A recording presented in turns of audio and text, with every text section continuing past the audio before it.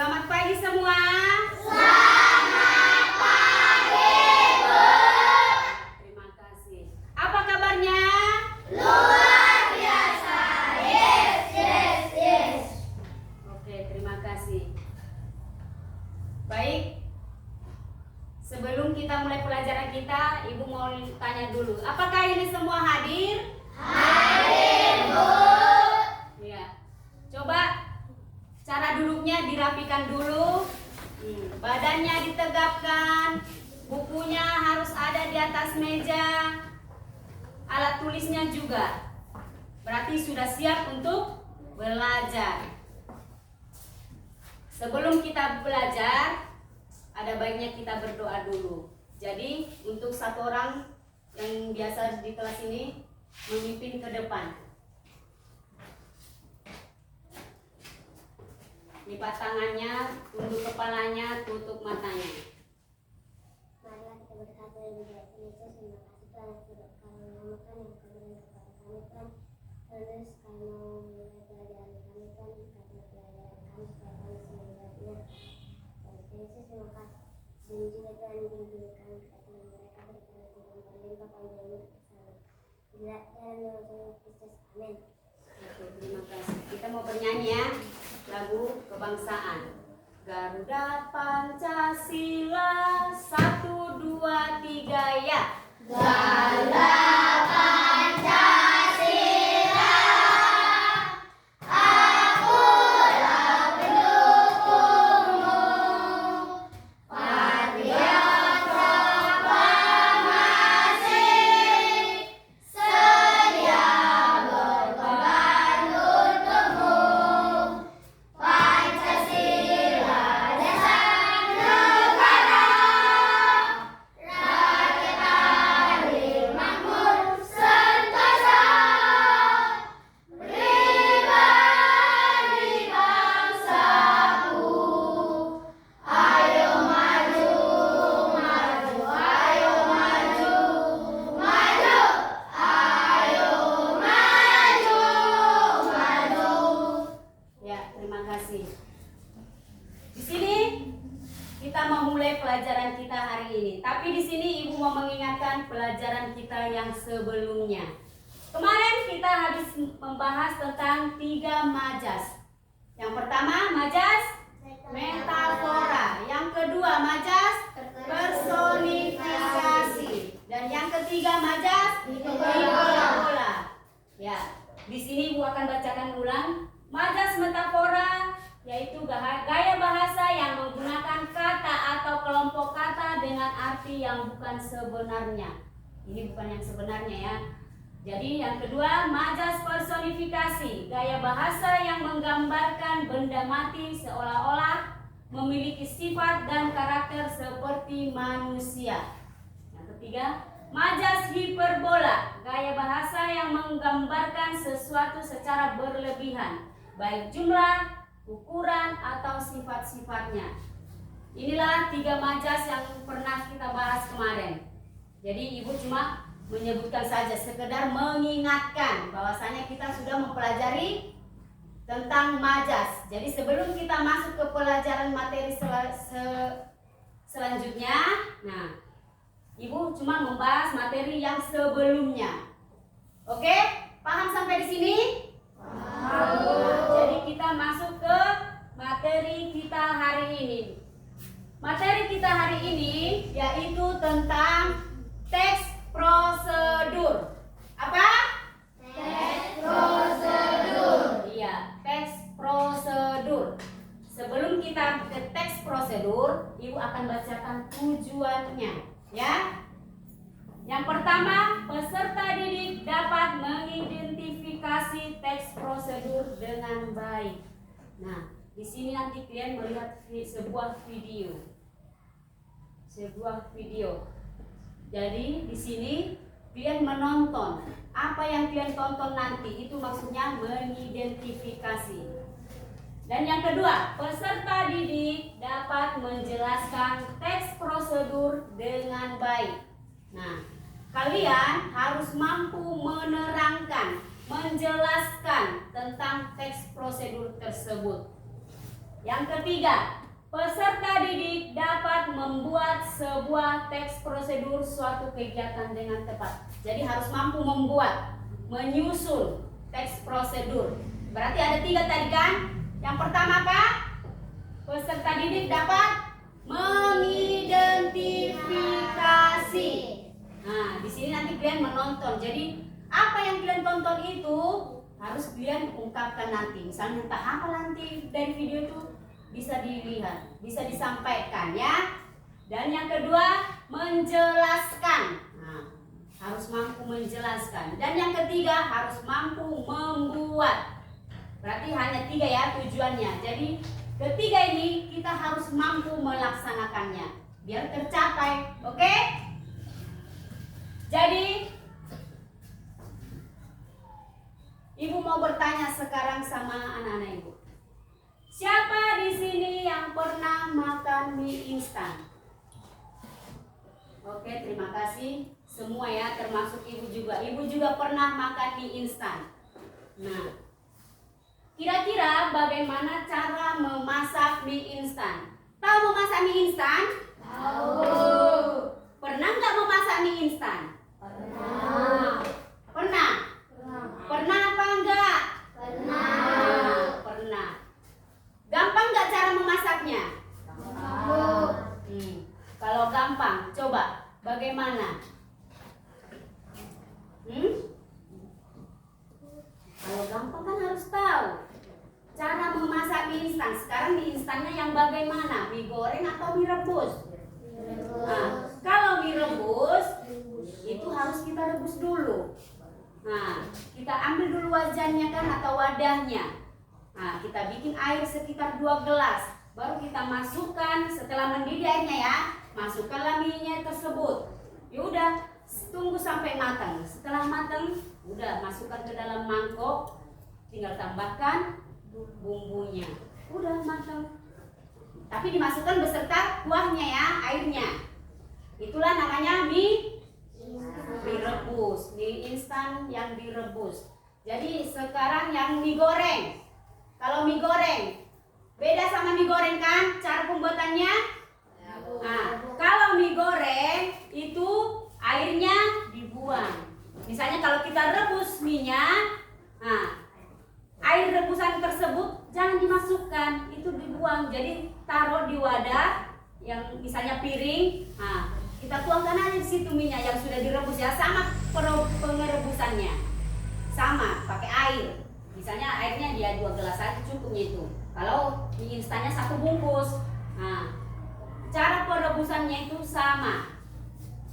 Nah, jadi cuma bedanya kalau mie goreng airnya itu nggak ikut, ya. Bisa dibedakan kan? Airnya itu nggak ikut, nggak usah dibuat. Langsung taruh di atas piring, udah. Tinggal tambahkan bumbu-bumbunya. Terus kalau mau lebih cantik lagi hasilnya, lebih enak, lebih berwarna, lebih cantik biasanya bisa ditambahkan toppingnya. Toppingnya maksudnya di situ ada tambahan timun, irisan tomat juga, kerupuknya kalau ada, selada kalau pengen, telur kalau mau. Oke? Nah, jadi kalau mie rebus juga bisa kayak gitu, bisa juga dipakai topping juga. Sesuai selera. Kalau kau pengen telurnya 2, bikin 2 di atasnya. Kalau kau pengen cuma 1, bikin 1 telurnya. Kan? Bisa kan? Nah, itu tinggal sesuai selera kita masing-masing itu. Kalau kita pengen makan mie rebus atau mie goreng yang instan.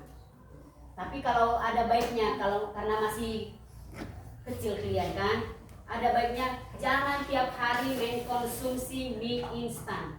Nggak bagus. Karena apa? Itu instan, namanya instan. Karena pakai pengawet. Memang bisa. Kan banyak dijual kan? Ada di Alfa, ada di Indomaret. Nah, banyak itu dijual. Cuma jangan terlalu sering. Jangan sampai tiap hari. Nanti perutmu yang bermasalah. Enak sih enak, tapi efeknya ada. Oke? Baik, inilah gambar mie instan. Lihat di situ, kelihatan kan ada toppingnya. ada telurnya. Ini apa namanya? Nah, tomat. Ini sayurannya. Itu sayurannya. Baik. Jadi udah bisa dibedakan kan? Inilah mie instan yang berkuah, yang sudah jadi. Itulah. Jadi seperti itulah mie instan. Udah tahu kan? Nah, jadi sekarang kita masuk ke materi kita yang selanjutnya. Iya, materi kita yang selanjutnya yaitu teks prosedur. Jadi sebelum kita ke teks prosedur, pembahasan teks prosedur, ada baiknya kita melihat sebuah video. Oke? Sebuah video. Tunggu ya.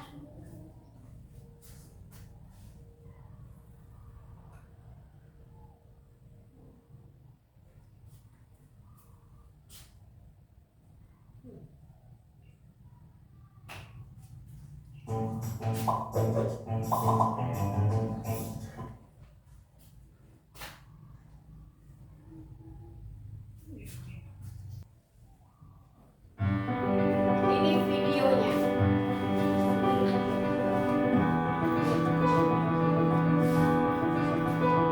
Bisa dilihat ya.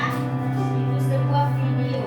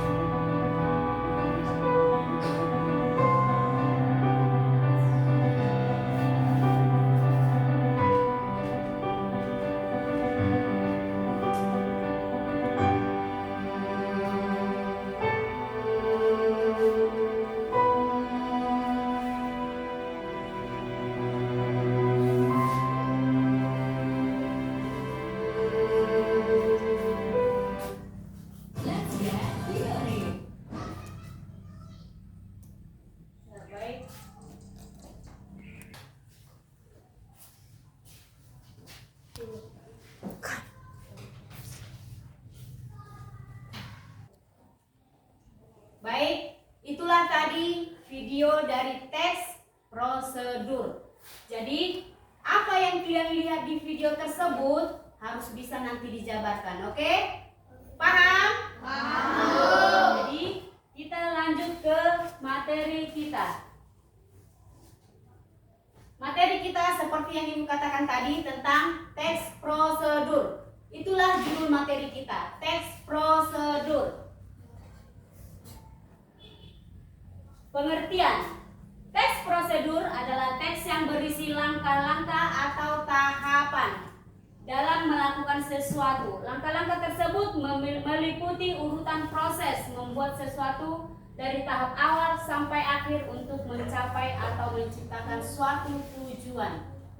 Di situ dibuat arti teks prosedur, yaitu teks yang berisi langkah-langkah atau tahapan-tahapan atau urutan-urutan. Maksudnya di situ apa yang kita buat harus ada urutan-urutannya, harus ada tahapan-tahapannya. Jadi bukan asal. Itu maksudnya teks prosedur. Jadi pakai prosedur dia, pakai urutan. Makanya kalau ada dilihat langkah-langkahnya berarti oh ini sebuah teks prosedur ini. Kan bisa.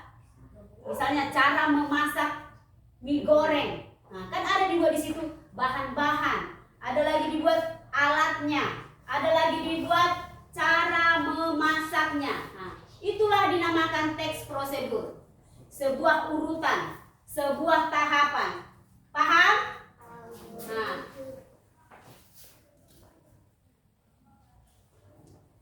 di sini teks prosedur mempunyai tujuan. Ibu bacakan. Teks prosedur memberikan panduan rinci tentang cara melakukan suatu pekerjaan dengan material dan metode detail.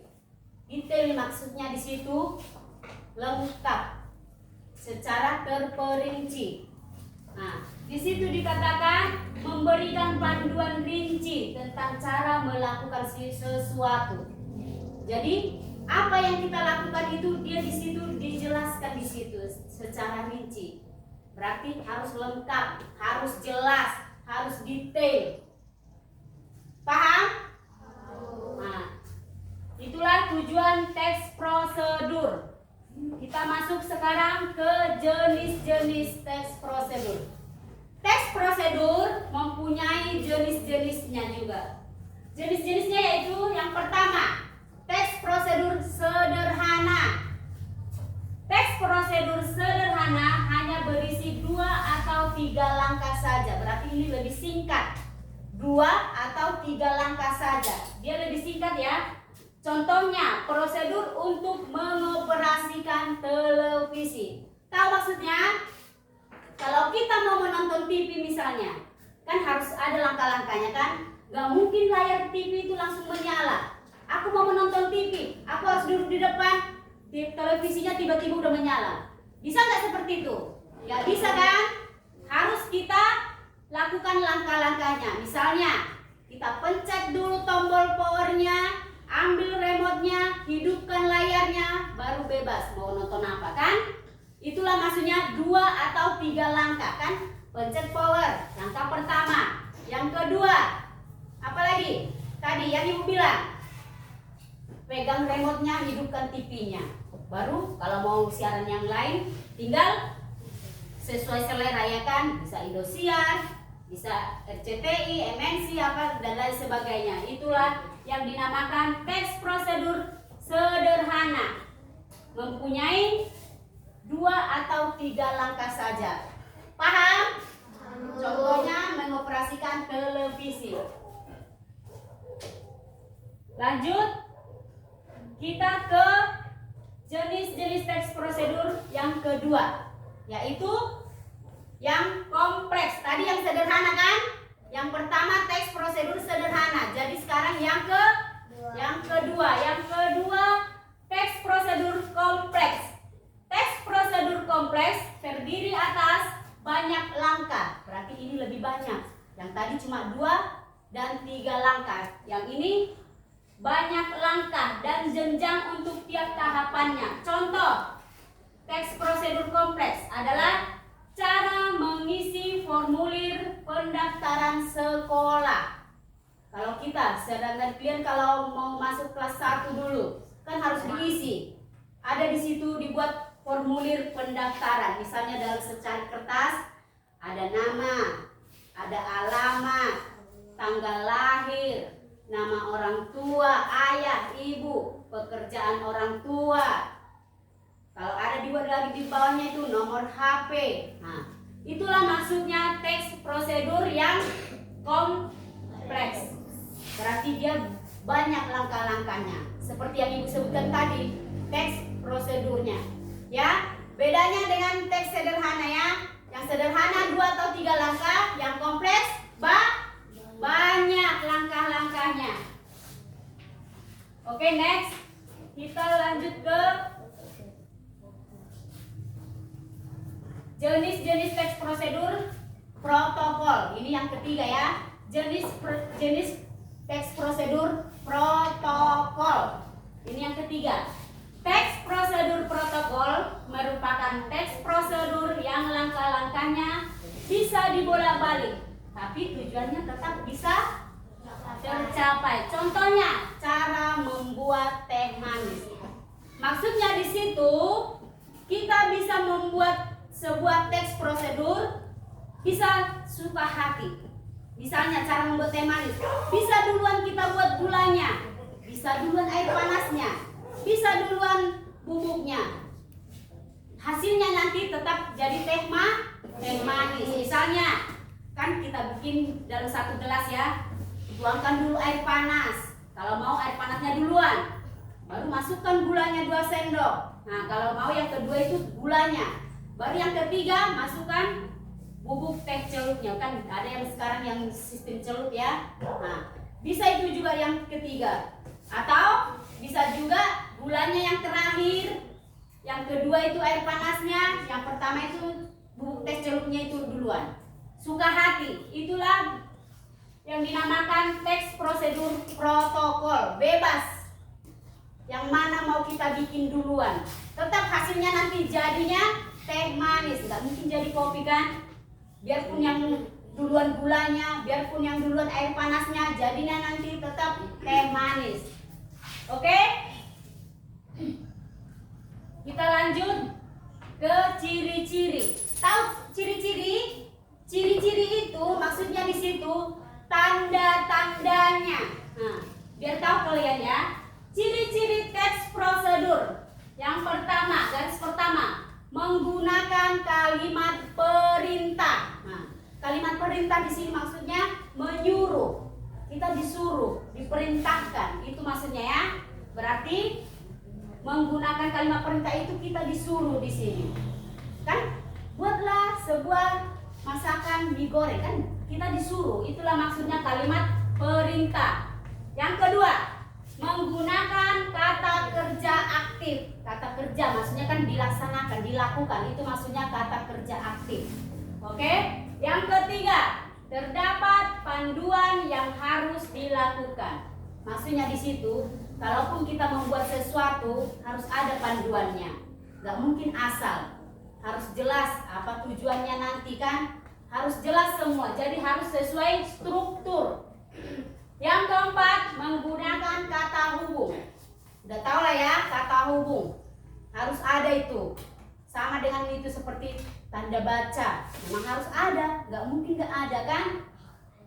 Yang ke berapa?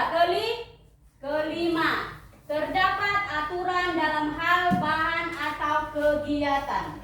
Yang kelima itu terdapat bahan atau kegiatan. Itulah pertanyaan apanya? Urutannya. Harus ada bahan-bahannya supaya bisa dilakukan. Terus next, menggunakan kata keterangan untuk menyatakan rincian waktu, tempat dan caranya. Ialah harus adanya waktunya. Kapan itu dilakukan? Terus tempatnya di mana? Bagaimana caranya? Jadi itu harus lengkap. Jadi yang selanjutnya, terdapat isi kegiatan yang dilakukan secara urut. Nah, isinya juga harus berurutan. Yang pertama langkahnya apa, yang kedua apa, yang ketiga apa, harus berurutan. Itulah maksudnya terdapat isi kegiatan yang dilakukan secara urut, secara berurutan, itu maksudnya, oke? Kita lanjut. Struktur teks prosedur. Teks prosedur juga punya struktur. Jadi bukan asal kita buat. Ada. Kalau dalam membuat teks prosedur, kita harus tahu tujuannya. Tujuan maksudnya di situ hal yang ingin dilakukan dalam teks prosedur. Nah, kalau kita membuat sesuatu, harus kita tahu tujuannya ini untuk apa, mau ngapain, kan gitu. Harus tahu, kita harus paham. Nah, yang kedua, material. Pada bagian ini, kamu bisa menuliskan alat, bahan, atau hal-hal yang perlu dipersiapkan untuk membuat sesuatu. Nah, harus ada bahannya. Baik, kita lanjutkan. Sekarang kita bahas tentang struktur teks prosedur. Dalam membuat teks prosedur, ada strukturnya. Yang pertama, tujuan. Kita harus tahu tujuannya itu untuk apa. Tujuan maksudnya di situ hal yang ingin dilakukan dalam teks prosedur. Berarti kita harus tahu tujuannya yang bagaimana. Jadi jangan asal dibuat. Misalnya kalau memasak mie, oh biar saya tahu, kan gitu. Biar saya tahu memasak mie goreng. Biar saya tahu memasak mie instan yang digoreng, kan bisa. Nah, itu harus kita pahami. Dan yang kedua, material. Pada bagian ini, kamu bisa menuliskan alat, bahan, atau hal-hal yang perlu dipersiapkan untuk membuat sesuatu. Bahan, materialnya, alatnya, barang-barang apa yang dipakai. Seandainya untuk memasak, barang-barang apa yang dipakai. Itulah maksudnya material. Alatnya, pakai penggorengan kah? Pakai wajan kah? Nah, bisa ya? Yang ketiga, langkah-langkah. Langkah-langkah yaitu tahapan atau proses untuk membuat sesuatu. Inilah langkah-langkahnya. Setelah kita tentukan bahannya, bagaimana cara melakukannya, langkah-langkahnya. Dan yang keempat, penegasan ulang. Simpulan atau manfaat jika pembaca berhasil mengikuti petunjuk yang terdapat di dalam teks prosedur. Penegasan ulang. Di situ maksudnya kesimpulannya. Kalau udah dapat bahannya, bisa kita lakukan tahapan-tahapannya, harus ada kesimpulannya juga. Jadi ditutup dengan kesimpulan. Oke, lanjut. Kaidah kebahasaan teks prosedur. Dilihat Risa, kaidah kebahasaan teks prosedur. Yang pertama, dalam teks prosedur, kalimat dapat berupa imperatif, deklaratif, atau interrogatif. Imperatif maksudnya di situ memerintah. Deklaratif maksudnya pernyataan. Dan interrogatif maksudnya mengajukan pertanyaan. Nah, di situ harus jelas, kita harus bisa mengajukan pertanyaan, bisa membuat pernyataan, bisa memerintah. Yang tiga itulah tentang kaidah kebahasaan teks prosedur. Yang kedua, dalam teks prosedur, konjungsi yang digunakan dibagi menjadi konjungsi persyaratan dan konjungsi temporal. Konjungsi itu maksudnya di situ kata tugas. Nah, berarti melakukan sesuatu. Itulah maksudnya konjungsi, kata tugas. Ada di situ dibuat persyaratan, konjungsi persyaratan. Maksudnya di situ dua klausa yang mengandung sebab akibat. Itu maksudnya ini konjungsi persyaratan. Dan yang kedua konjungsi temporal. Tahu temporal? Temporal maksudnya di situ berhubungan dengan waktu, temponya. Kalau pernah kalian dengar temponya, kalau dibilang temponya itulah menyatakan waktu. Terus yang ketiga, dalam teks prosedur, numeralia adalah kata bilangan yang digunakan untuk mengurutkan langkah-langkah seperti pertama, kedua, ketiga, dan seterusnya. numeralia maksudnya itu urutan. Misalnya kalau kita buat langkah-langkah harus ada poinnya 1, 2, 3, 4 dan seterusnya. Oke? Jadi harus ada nomor-nomornya, urutannya. Biar tahu kita langkah pertama apa, langkah kedua apa, langkah ketiga apa. Nah, seperti itu. Dan yang keempat, dalam teks prosedur, pronomina atau kata ganti digunakan untuk menggantikan orang atau benda berdasarkan fungsinya yang menggantikan orang atau benda. Pronomina itu maksudnya menggantikan orang atau benda, bisa digantikan. Oke? Yang selanjutnya, dalam teks prosedur, verba yang digunakan berupa verba material dan verba tingkah laku. Verba maksudnya di situ kata kerja. Berarti menyatakan pekerjaan, itu kata kerja verba itu. Bisa verbanya secara material. Material tadi apa? Tentang bahan-bahan, alatnya. Sementara kalau tingkah laku berarti orangnya yang melakukan, itu maksudnya ya. Oke? Lanjut ke langkah-langkah membuat teks prosedur. Dalam membuat teks prosedur ada langkah-langkahnya seperti yang Ibu bilang tadi ya. Ada urutan-urutannya, ada tahapan-tahapannya. Yang pertama, kita harus tahu dulu judulnya. Di situ dibuat menentukan judul. Apa yang mau kita buat? Misalnya membuat jus, itulah judulnya. Membuat sop buah, itulah judulnya. Apalagi memasak nasi goreng, nah itulah judulnya. Jadi harus kita tentukan apa yang mau kita buat, apa yang mau kita masak. Nah, harus tahu dulu judulnya. Yang kedua, membuat tujuan. Yang Ibu bilang tadi ya, membuat tujuannya. Untuk apa dia? Apa? Bagaimana tujuannya? Itu maksudnya. Yang ketiga, buat daftar alat dan bahan.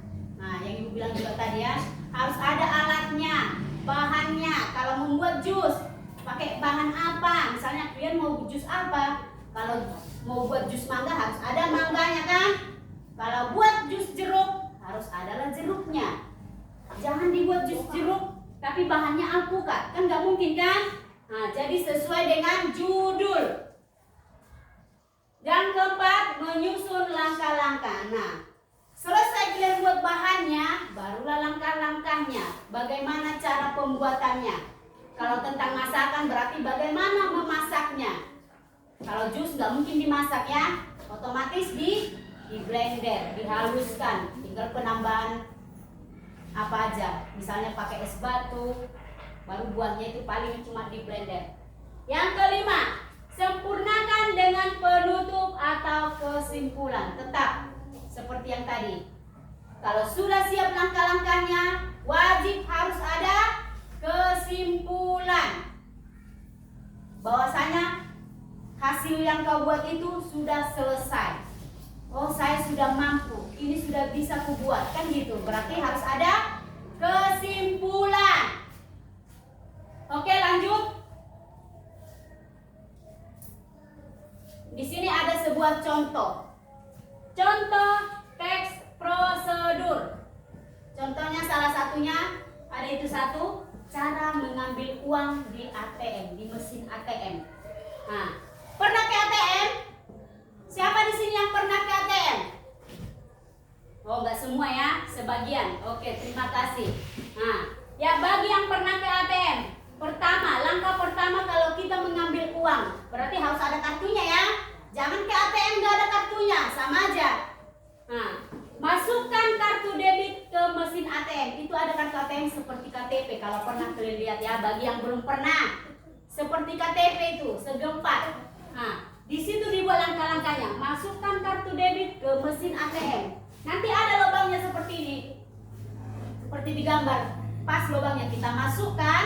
Nah, baru masukkan nomor PIN ATM tahap kedua itu. Nanti muncul di layar itu. Kalau udah kau masukkan kartunya, nanti di layar itu muncul. Ada petunjuk nanti. Masukkan PIN, ada tulisannya. Pencetlah itu. Dipencet, masukkanlah. Misalnya kalau kodenya, PIN-nya tanggal lahirmu, nah tekan gitu. Baru Langkah ketiga, pilih bahasa yang akan digunakan. Nah, di situ disuruh kita pilih bahasa. Nanti muncul juga di situ. Kalau udah siap dipilih tadi apa namanya itu? Masukkan nomor, pilih bahasa. Nanti muncul di situ ada bahasa. Bahasa Inggris kah? Kalau orang Inggris biasa bahasa Inggris dipilih. Tapi karena kita orang Indonesia, pilih bahasa Indonesia. Nanti bahasa Inggris muncul apanya panduannya nggak ngerti kita kan? Jadi pilih bahasa dulu, bahasa Indonesia pilih, tekan bahasa Indonesia. Nah, baru pilih menu tarik tunai. Kalau kau mau menarik uang, pilihlah menu tarik tunai. Kalau mau transfer, pencet yang transfer. Nah, ada nanti pilihannya juga. Jadi harus kau pilih lagi. Makanya harus tahu membaca. Kalau nggak tahu membaca, nanti asal dipencet yang ada uangnya nggak tahu kemana. Sekarang nomor 5 bagi yang tarik tunai ya. Pilih nominal yang tersedia di layar. Nanti di layarnya juga muncul. Mau 200.000, mau 500.000. Bentuk angka nanti itu, bentuk angka. Mau 1 juta, mau 2 juta, nanti di situ muncul. Jadi suka hati. Terserah lah itu ya, mana tahu ada yang mau ngambil 500, pencet yang 500. Kalau mau ambil yang 200, pencet yang 200, begitu. Jadi yang keenam, pilih cetak struktur jika ingin mencetaknya. Cetak struk, ada nanti kertas putih. Kalau kita pilih cetak struk, dia ada yang putih. Seperti kalau kita ke Alfa kan ada bond kwitansinya kan. Nah, apanya struknya? Itulah, itu nanti keluar. Itu harus kita tarik. Benar nggak? Kalau kau pencet tadi 200.000, benar nggak itu ditulis di situ di struknya itu 200.000 gitu. Perlu juga kita lihat. Nanti kau tarik 200.000 tapi di struknya itu 500.000 ditulis, yang rugi siapa? Kita kan? Uang kita tak kemana 300 lagi gitu. Jadi harus dicek juga. Nah, jadi yang ketujuh, jika sudah pilih mencetak itu, jadi kita pilih selesai. Pilihlah selesai. Kalau udah kau pilih cetak tadi kan, pilih selesai. Baru tunggu beberapa saat, transaksi sedang diproses. Nah, ditunggu. Paling 1 menitnya itu, gak lama. Baru ambil uang dari mesin ATM. Kalau udah kita tunggu kan, udah keluar nanti, kelihatan nanti uangnya lembarannya di situ. Tarik aja pelan.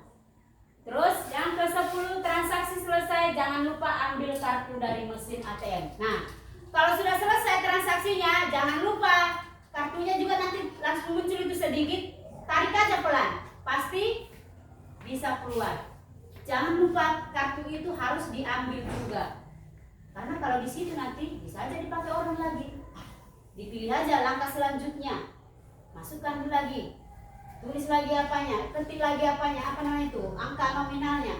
Makanya ATM-nya juga harus keluar. ATM keluar, uangnya keluar, struknya keluar, barulah itu aman.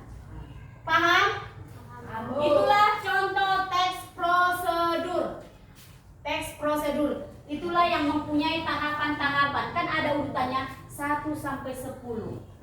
Itulah yang dinamakan contoh teks prosedur. Ada 1 sampai 10 langkah-langkahnya. Inilah langkah-langkahnya. Jadi dia berurutan sesuai. Gak ada yang terlewatkan di situ atau lompat-lompat. Pas itu, masukkan kartu dulu, baru masukkan nomor PIN, baru pilih bahasa yang akan digunakan, pilih menu tarik tunai, pilih nominalnya, pilih cetak struknya, baru pilih selesai. Tunggu beberapa saat, ambil uangnya, baru transaksi selesai, ambil ATM-nya. Itulah transaksi yang tentang teks prosedur. Itulah yang pas urutannya, sesuai semuanya. Nah, sampai di sini paham tentang teks prosedur? Paham. Baik. Sekarang Ibu mau membagi tugas kelompok dulu. Kalau memang sudah paham, Ibu bagi dengan 3 kelompok. Karena kita ada 15, satu kelompok ada 5, yang sini juga 5, ini kelompok 2, yang ini kelompok 3, 5 juga.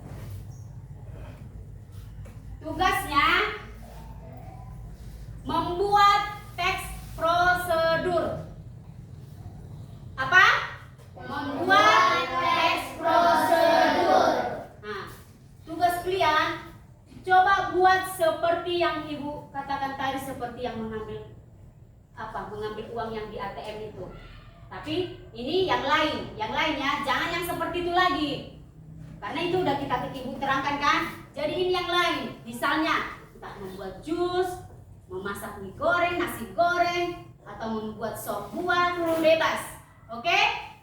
Satu kelompok terdiri dari 5 orang. Ini dibagi menjadi 3 kelompok. Berarti harus ada 3 cara membuat sesuatu. Jadi sekarang ibu bagi tugasnya ya. Biar dikerjakan. Waktunya 15 menit. Kelompok 1 dipimpin oleh si Clara. Kelompok 2 dipimpin oleh si Joshua. Dan kelompok 3 dipimpin oleh Sarah. Nah, coba buat dari pemahaman kalian yang ibu terangkan. Coba buat apa yang bisa kalian buat tentang teks prosedur. Kerjasama harus lengkap apanya? Bahannya, tujuannya. Nah, yang berurutan seperti yang tadi ya, yang berurutan sama-sama. Waktunya 15 menit.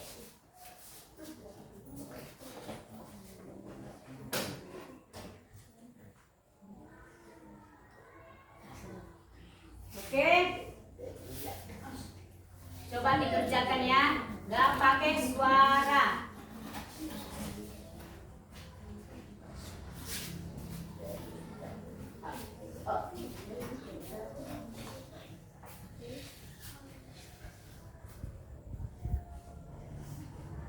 Ini membuat apa? Buat jus. Yang ini? Oke.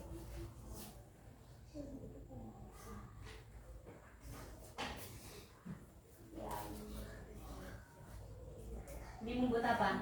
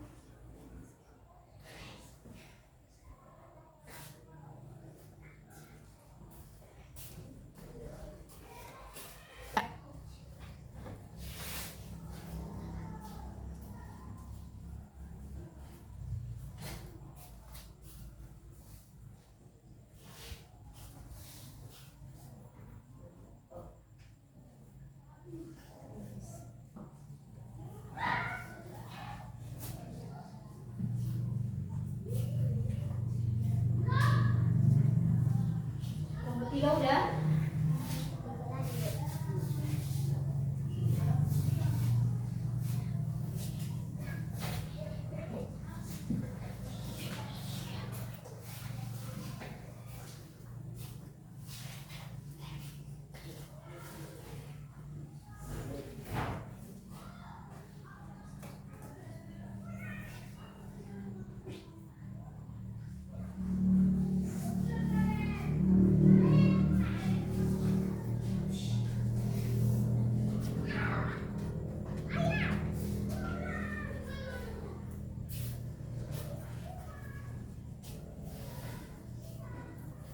Oke. Baik. Sekarang biar kita presentasikan ya. Karena ada 3 kelompok, perwakilan aja. 1 orang ke depan, nanti yang ibu unjuk ya. kelompok 2, yang di sebelah sini kelompok 3. 1 per orang, per kelompok. Kelompok 1 diwakili oleh si Clara. Maju ke depan.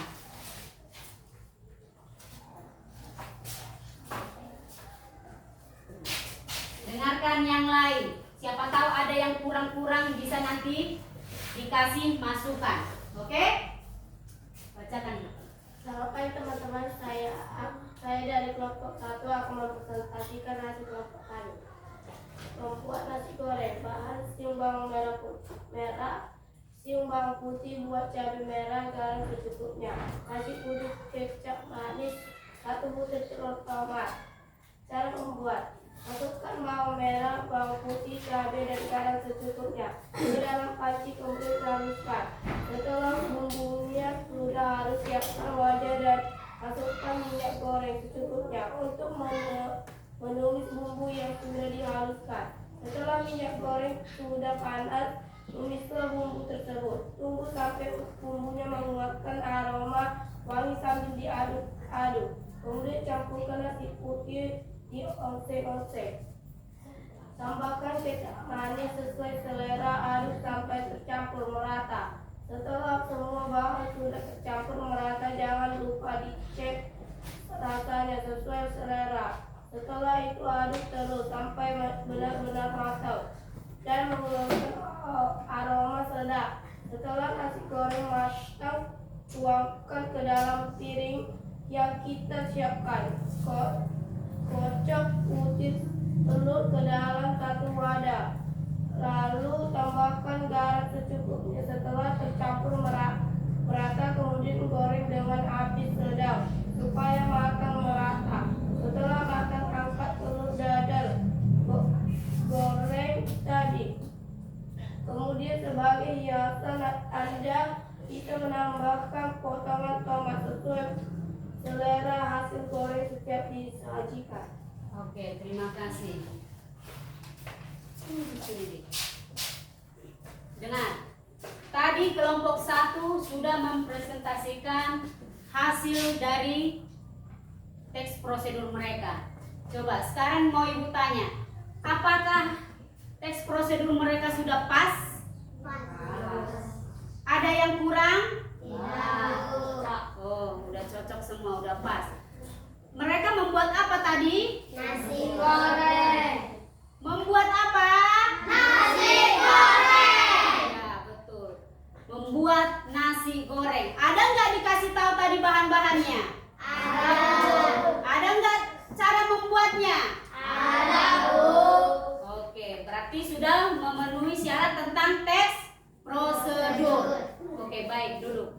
Sekarang yang kedua, kelompok 2 yang dipimpin oleh Joshua.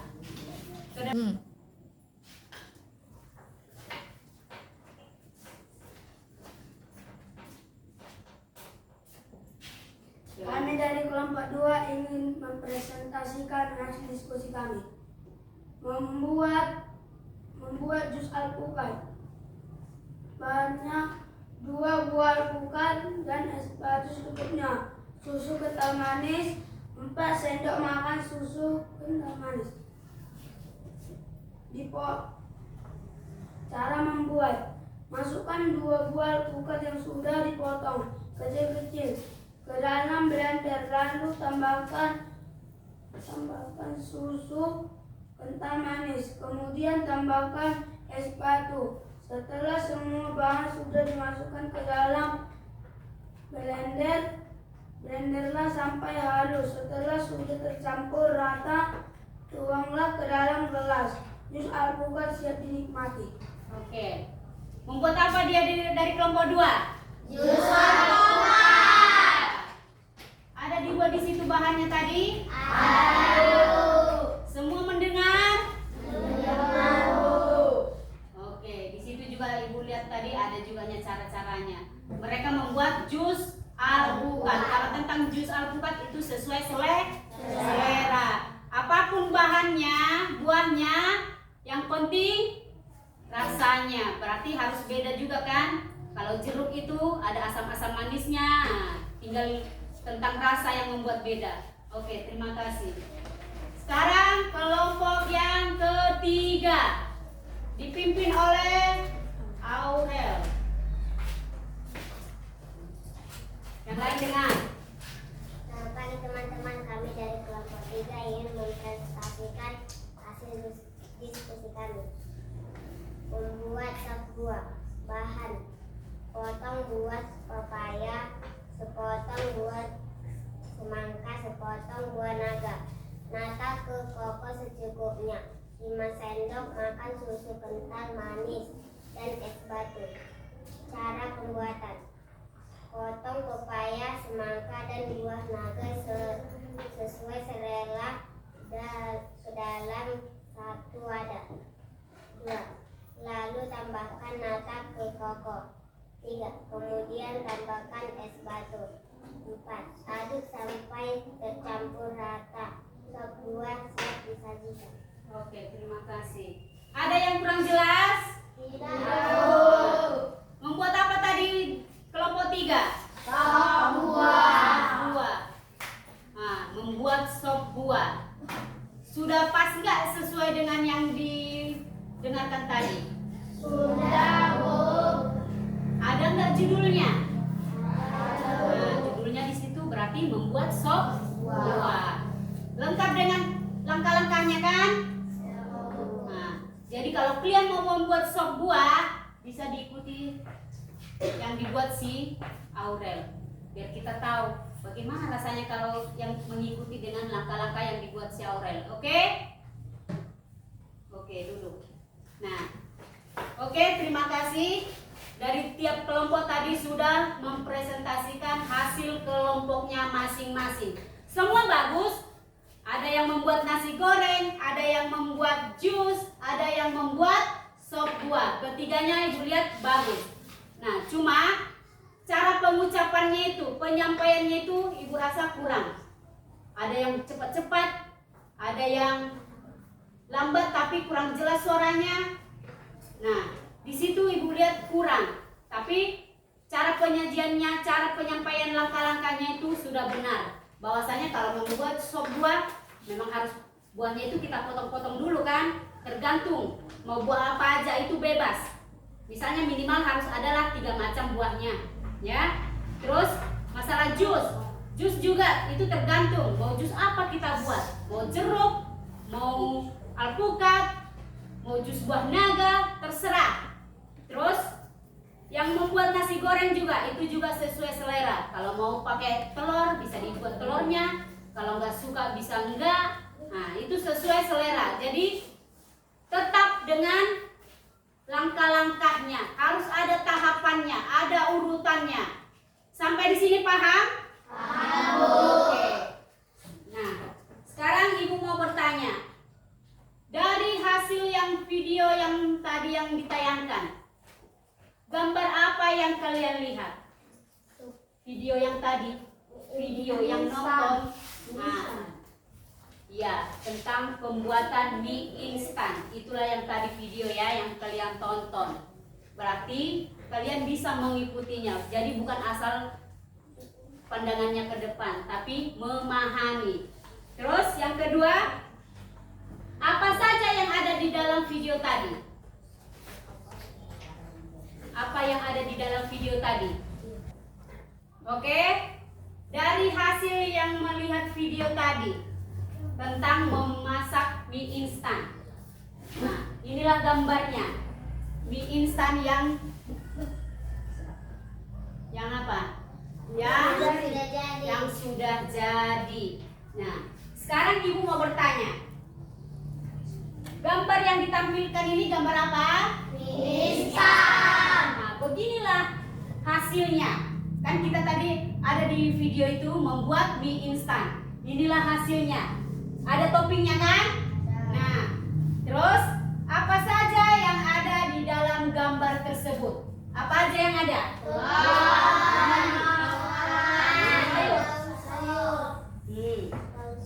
Daun seledri. Baru ada mie-nya. Nah, itulah yang ada dalam gambar. Kan Ibu bertanya, apa saja yang ada dalam gambar tersebut? Berarti ada mie-nya, ada daun seledrinya, ada telur, ada tomat. Nah, itulah mie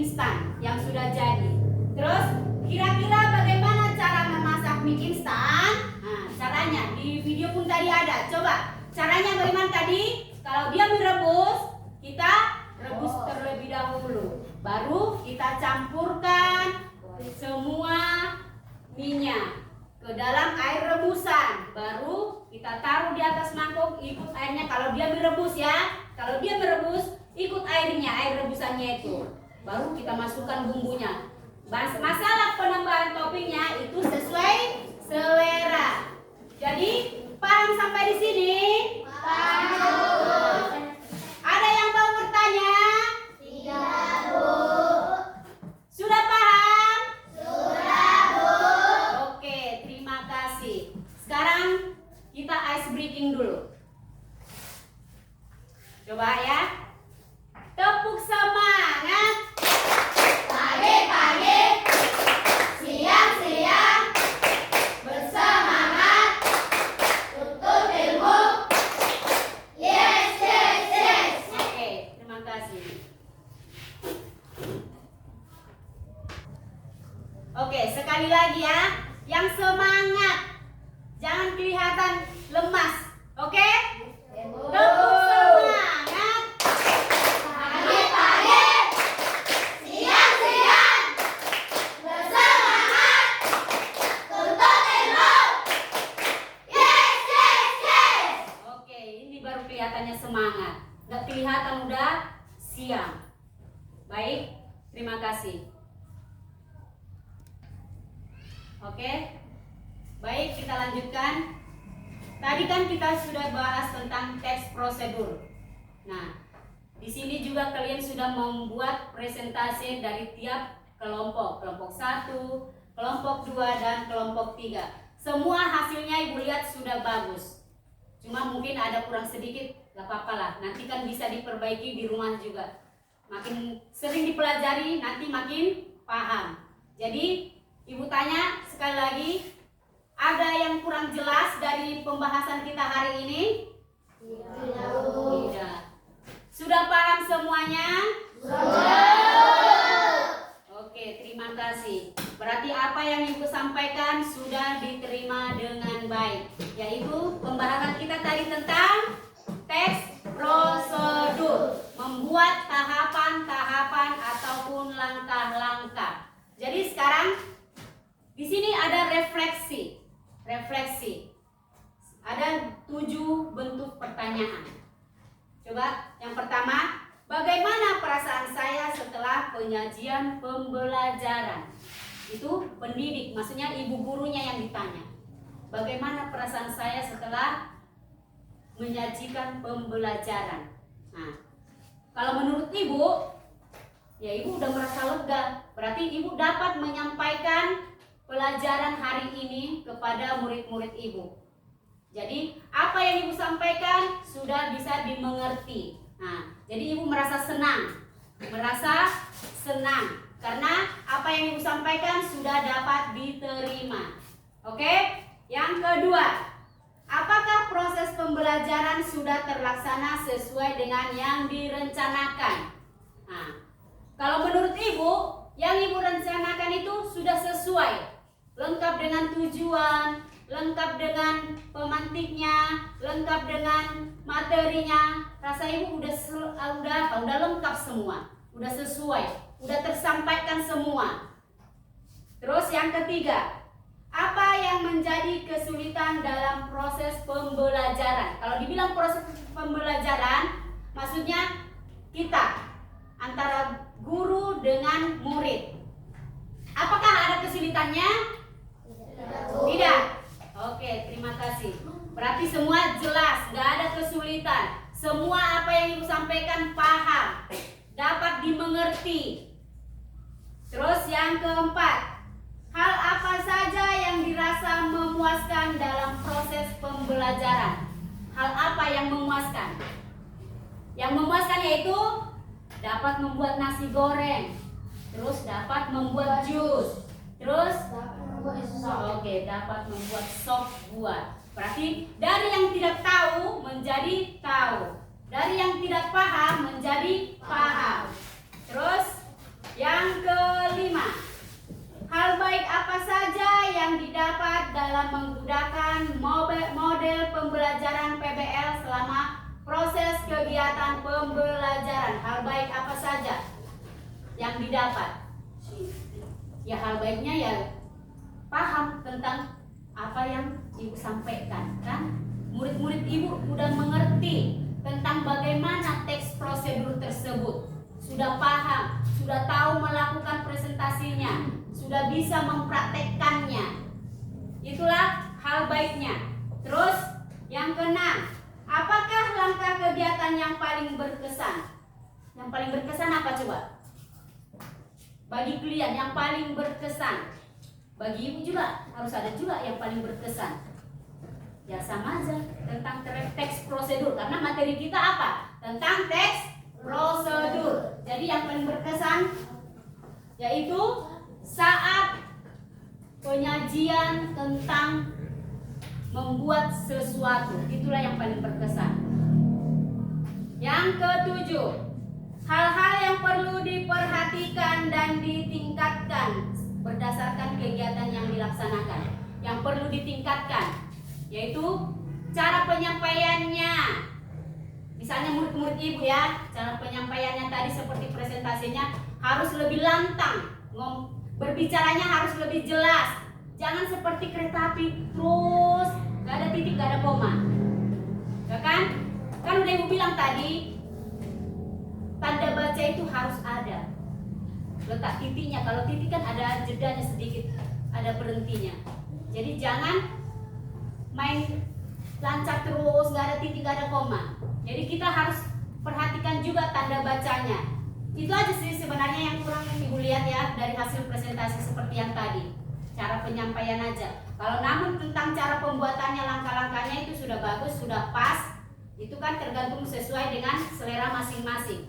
Menurut ibu itu udah bagus, cuma cara penyampaiannya aja ke teman-temannya. Jadi teman-temannya kan kalau cara penyampaian kita bagus, lantang suaranya, pasti dapat dipahami teman-teman. Oh iya ya, punya si kelompok 1 tadi itu menarik. Oh punya kelompok 2 juga tadi gampang kayaknya, bisa lah aku buat di rumah. Kan bisa seperti itu kan? Oke. Jadi paham sampai di sini? Paham, Bu. Nah, sekedar ibu ingatkan ya. Jadi dalam membuat teks prosedur harus ada tahapannya. Diingat ya, harus ada urutannya. Gak boleh gak berurutan.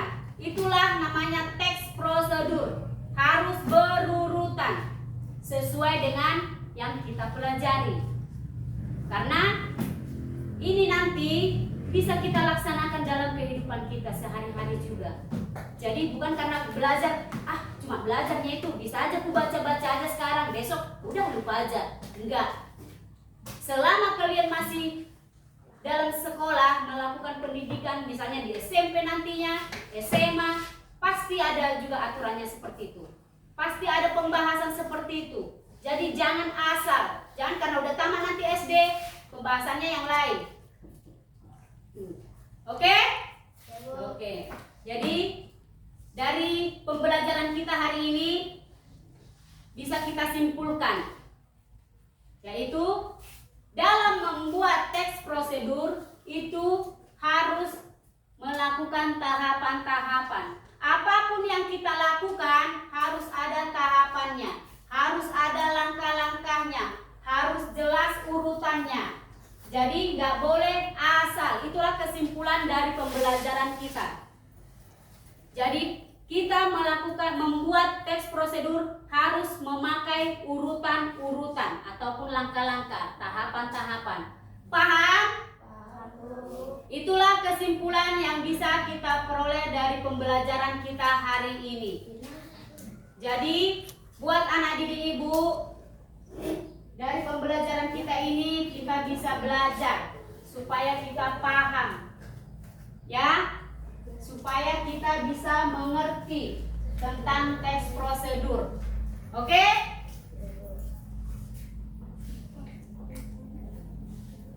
Jadi untuk pembelajaran hari ini sekian dan terima kasih. Dan untuk pelajaran berikutnya berarti materi kita materi yang lain. Jadi pembahasan tentang teks prosedur sampai di sini. Jadi buat anak ibu tetaplah belajar. Tetaplah belajar, biarpun kita sudah selesai membahas ini, apalagi sebentar lagi kita ada ujian PTS. Jadi kita bisa mengulang kembali di rumah, biarpun sudah selesai di sekolah, nanti mengulang kembali di rumah. Siapa tahu nanti masuk ujian lagi, jadi sudah gampang menjawabnya. Jadi nggak bolak-balik lagi lihat kanan kiri kawannya entah bagaimana minta jawaban. Ibu yakin dari pembelajaran kita bisa kita peroleh nanti nilai yang bagus, bisa selesai nanti ujiannya dengan baik, karena yakin ibu pasti ada masuk di soal ujian. Nah, oke, sampai di sini pembelajaran kita. Ibu tutup. Sekian dan terima kasih. Dan buat teman yang lain bisa dipimpin doanya untuk doa penutup, seperti yang udah ibu unjuk. Joshua mewakili dari kelas 5.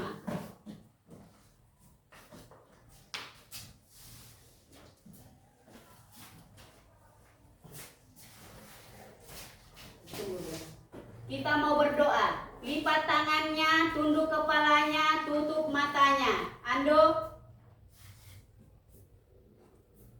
Mereka berkata, berkati kami dan kami berkati kami kebenaran, berilah kami kepintaran dan guru-guru kami, berilah kesabaran, dan Tuhan berkati orang tua kami dan guru-guru kami, berilah rezeki yang lancar dan Yesus Kristus. Amin. Oke, terima kasih. Kita mau pulang ya. Terima kasih. Tapi kita nyanyi dulu ya. Nyanyi dulu lagu kebangsaan Indonesia. 1, 2, 3 ya. Indonesia negaraku, Tuhan yang memberikannya.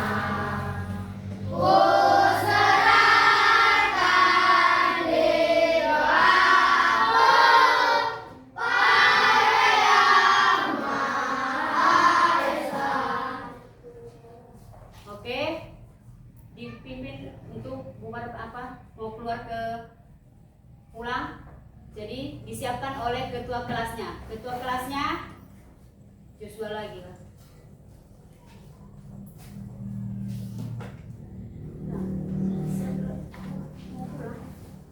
Siap, gerak. Hormat, gerak. Selamat siang, Bu. Ya, selamat siang.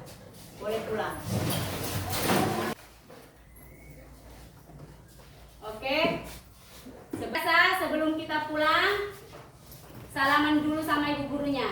Jadi bagi yang muridnya yang belum merapi semuanya peralatannya bisa dimasukkan ke tas. Diawali dari sini.